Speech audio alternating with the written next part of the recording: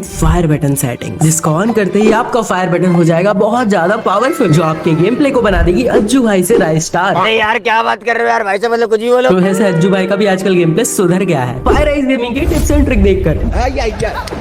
तो आज के इस खतरनाक सी वीडियो में आपको ऐसे 3 फ्री फायर के फायर बटन की सेटिंग्स बताऊंगा, जिन्हें आप सेट करने के बाद अपने गेम प्ले को एक नए लेवल पे पाओगे। तीसरे वाले सेटिंग को जैसे ही आप ऑन करोगे, आपका हेडशॉट तो लगेगा ही, साथ ही साथ आपका हेडशॉट लगने का जो स्पीड है वो इस लेवल का होगा, एनिमी सदमे में चल जाएगा, भाई मुझे हेडशॉट लगा कैसे। क्या हो रहा है? मूवमेंट स्पीड भी बढ़ने वाली है। जोर जोर से बोल के लोगों को स्कीमें बता दे। इस वीडियो को देखना है आपको बिल्कुल एंड तक, एंड तीसरे वाले ट्रिक को तो गलती से भी मिस मत करना।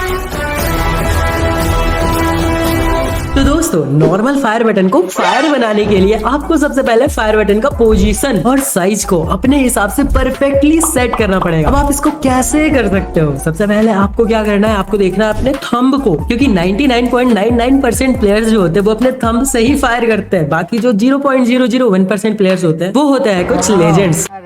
चलो मैं आपको हैंड कैम करके दिखा देता हूँ। अब इस थंब को अपने फायर बटन के ऊपर रखना है और देखना है कि आपका फायर बटन कहीं से भी दिखना नहीं चाहिए। अपने थंब के बराबर अपने फायर बटन को रख लेना, इसका मतलब आपका फायर बटन का साइज परफेक्ट है। इससे होता क्या है, अगर आप बहुत ज्यादा बड़ा रखोगे तो आपको मैं अभी पूरा का पूरा कस्टम एचडी समझाता हूँ। ये जो कॉर्सेयर है, ये जो एम है, इसके जो लेफ्ट साइड है, कहीं भी क्लिक करोगे, कहीं भी टैप करोगे तो आप अपने जॉयस्टिक को पकड़ लोगे। यहाँ से आप अपने स्क्रीन को रोटेट नहीं कर सकते। अब आपको अपने स्क्रीन को रोटेट करने के लिए बस इस राइट साइड वाले पोर्शन का यूज करना पड़ता है। बट इस राइट साइड में आपको ये गन वाला बॉक्स भी रखना है, आपको जंप करना है, आपको सिट करना है, आपको सोना है, आपको कैरेक्टर का यूज करना है, साथ ही साथ फायर बटन, इतने सारे चीजों को आपको एक साथ लेके इस राइट साइड में चलना पड़ता है। उसके साथ आपको फ्री स्पेस चाहिए जहां पे आप अपने थंब से ऐसे ऐसे स्क्रीन को रोटेट कर पाओ। तो यहाँ पे अगर आप अपने फायर बटन को बहुत ज्यादा बड़ा रख लोगे तो आपको स्पेस ही नहीं मिलेगा। आप रोटेट कैसे करोगे, आप मूवमेंट कैसे करोगे? इसलिए आपको बड़ा नहीं रखना। अब बात करते हैं आपको छोटा क्यों नहीं रखना। अगर आप छोटा रखोगे अपने आप रोटेट कैसे करोगे, आप मूवमेंट कैसे करोगे? इसलिए आपको बड़ा नहीं रखना। अब बात करते हैं आपको छोटा क्यों नहीं रखना। अगर आप छोटा रखोगे अपने फायर बटन के साइज को तो आपका गेम प्ले पे फोकस रहता है। जब आप गेम खेलोगे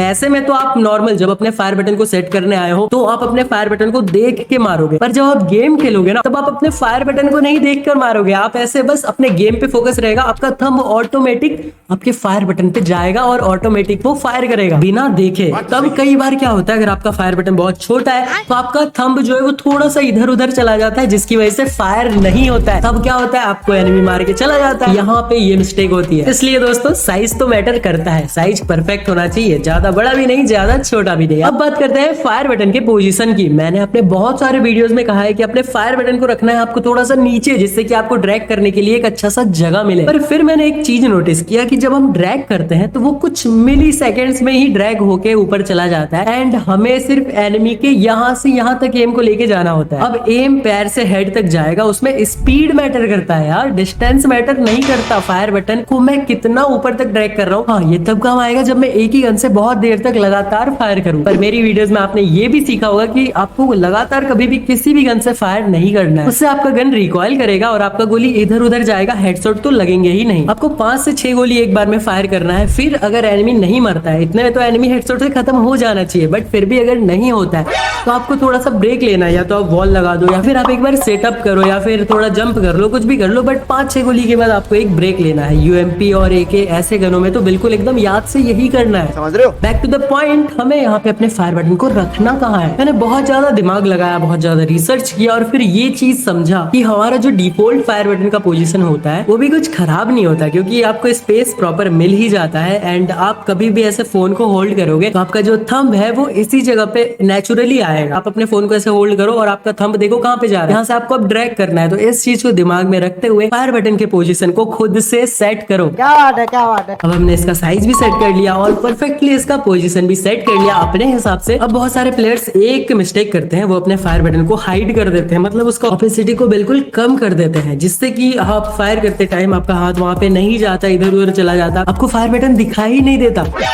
कहाँ देखिए। कभी भी अपने फायर बटन के साइज को 50-60 से कम ही नहीं करना चाहिए, उससे ज्यादा ही रखना चाहिए, क्योंकि हमारा माइंड ऐसे वर्क करता है, वो चीज दिखाई देगा तो फास्ट हमारा हाथ, हमारा जो थंब है वो फास्टली उस चीज पे जाएगा। अगर वो दिखाई नहीं देगा, हमें ऐसे अंधा मारेंगे, कई बार उस पे टैप नहीं होगा, इधर उधर हो जाएगा, बिल्कुल ही फास्ट उस चीज पे नहीं जाएगा। हमारा माइंड ऐसे ही वर्क करता है यार, जो चीज दिखाई देता है उस पे हमारा मूवमेंट फास्ट होता है। आप इस चीज को एक बार ट्राई करके देखना, एक बार बिल्कुल ऑपोजिट 0 करके देखना और एक बार 100 पे करके देखना, आपको बहुत ज्यादा डिफरेंस पता चलेगा। बाकी एक चीज मैंने यूट्यूब पे कहीं पे तो देखा था कि ये जो लेफ्ट फायर बटन है ना, इसको ला के फायर बटन के ऊपर रख देना होता है और उसके बाद इसको पकड़ के फायर करना होता है, ड्रैग करना होता है, तो बहुत अच्छे से ड्रैग होता है। पर इस चीज को मैंने ट्राई किया अपने फोन में तो मुझे कोई भी डिफरेंस का अनुभव नहीं हुआ। आप चाहो तो आप इस चीज को ट्राई कर सकते हो और मुझे कमेंट में बताने क्या ये चीज वर्क कर रही है, क्या इससे ज्यादा हेडशॉट लग रहे हैं या फिर क्या हो रहा है इस चीज से। बाकी इस फायर बटन का काम होता है एनिमी को हेडशॉट मारना, और कोई काम नहीं होता, क्योंकि आप एनिमी को 10 बॉडी शॉट मारोगे 20-20 का, तब जाके वो डाउन होगा। वहीं पे अगर आप एनिमी को 2 हेडशॉट मार दोगे तो वो खत्म हो जाएगा। बात तो सही है। और हेड काम करता है हमारा सेंसिटिविटी। अगर आपका सेंसिटिविटी परफेक्टली सेट है तो आप इजीली एनिमीज को हेडशॉट मार पाओगे। फायर बटन का रोल तो रहता ही है 90%, पर सेंसिटिविटी भी इसमें वर्क करती है और उसका भी रोल रहता है 90%। टोटल हो गया 180% भाई। मैं तो यही कहूंगा कि आप जितना ज्यादा हो सके अपने सेंसिटिविटी को रखो। अगर आपका सेंसिटिविटी कम में भी चल जा रहा है, आप मार ले रहे हो, पर फिर भी अपने इसकी आदत हो जाएगी और ज्यादा सेंसिटिविटी में आपका मूवमेंट भी बहुत ज्यादा फास्ट होगा। हेडशॉट भी बिल्कुल स्पीड में मार पाओगे। कम सेंसिटिविटी में मारोगे तो हेडशॉट तो लगेंगे पर वो कम लगेंगे और स्लो लगेंगे। पर वहीं पे अगर आपका सेंसिटिविटी ज्यादा होगा तो आप डायरेक्ट लेग से डायरेक्ट हेड पे चले जाओगे, आपका एम बहुत जल्दी मूव करेगा। आप समझ रहे हो इस चीज को? समझोगे यार। सब्सक्राइबर अपने बहुत ज्यादा प्रो है। फायर आइज गेमिंग की वीडियोस देखते हैं ना, तो प्रो कैसे नहीं होंगे यार। और जिसने सब्सक्राइब नहीं किया वो सब्सक्राइब कर दो भाई। अब सब्सक्राइब कर ही रहे हो तो आपका भी कुछ फायदा होना चाहिए यार, आपको भी खुशी मिलनी चाहिए। नहीं, ये वाली खुशी नहीं, आनंद आनंद मिलना चाहिए यार आपको। और आनंद कैसे मिलेगा? एक ही ऐसी चीज है जिससे हमें आनंद मिल सकती है गेम के अंदर, वो है डायमंड्स। डायमंड से हम बंडल, गन स्किन सब कुछ ले सकते हैं।